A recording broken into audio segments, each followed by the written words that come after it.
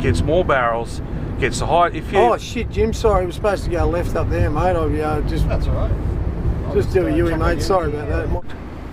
We could have a bit of live action, as Turtleman says. live action. Live action! Thanks for the ride, Jim. See you, mate. G'day, welcome to Surfers Paradise. This is the hub of the Gold Coast, big metropolis and whatnot, and it's notorious for fruits walking around. So we're going to say g'day to a couple of characters. And as we wait, it's whale season right at the moment. We've got a couple of big boats out here, so we might even get a couple of big flippers and live action. But anyway, we'll see what we get.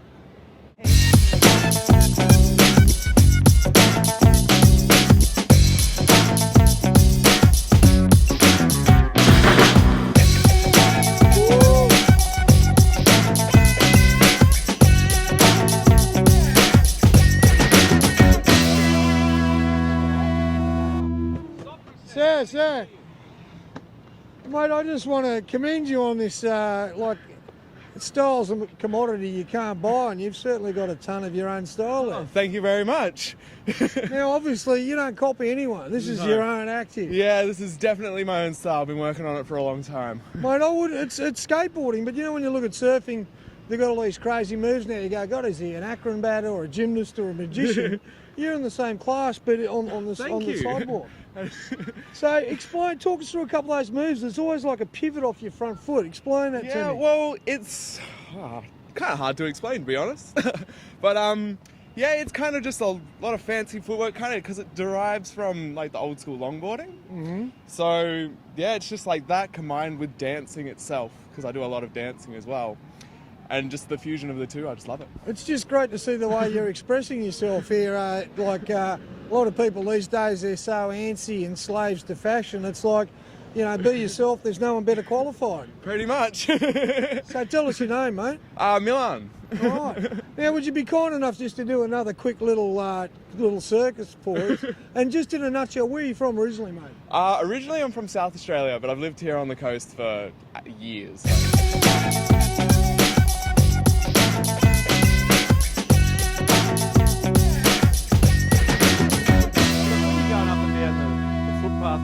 Do any of the people yell out you're a wanker or things like that? Never. I never get any bad feedback whatsoever. Well, that's great. Do you think that's because you're allowed to be yourself here, or? I suppose so. I don't know. I figure that if I am like myself, then people just accept it. Now, what is yourself? Tell us about your character. Oh. Right, what sort of bloke are you? I'm a good bloke.